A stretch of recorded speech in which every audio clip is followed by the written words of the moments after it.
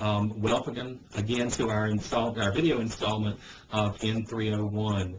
I'm using this as an opportunity to try and connect with you in a little bit deeper way in an online course. Hopefully the videos, along with the feedback that you've received on your written material, is useful. It's helpful for me to read your journals. I have a sense of areas where you're understanding issues and areas where you may need some clarification. I wanted to spend just a few minutes again this morning sharing with you some of the things that I found particularly of interest in the journals that I reviewed last night. I did get the graded journals out early this morning. Had hoped to get them out last night, but I too was watching the Super Bowl, as I imagine some of you were. So anyway, on with the show. From one of the journals this week, one of the questions that was posed that I found particularly interesting was this. I find it interesting that the changes brought about in the history of public health, immunizations, and seatbelt usage are also reinforced by legislature.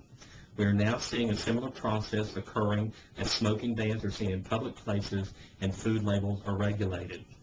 If legislature is enacted earlier in this process, will we see an increase in the speed of the shift in the societal norm? What are the factors that impede this process of societal change?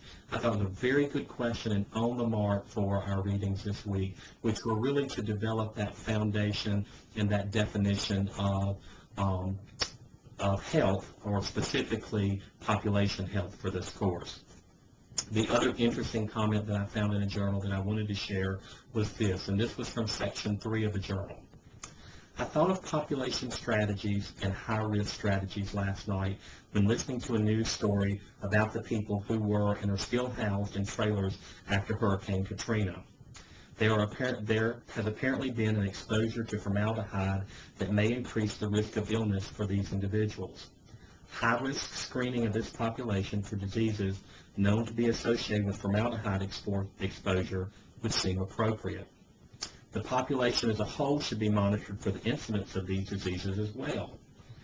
I found two things in the story troubling. One, despite a known threat, people continue to live in those trailers. And two, there's some questions about what the CDC knew, when they knew it, and how the information was responded to. This story has me thinking about how the health of a population can become a political and socioeconomic question.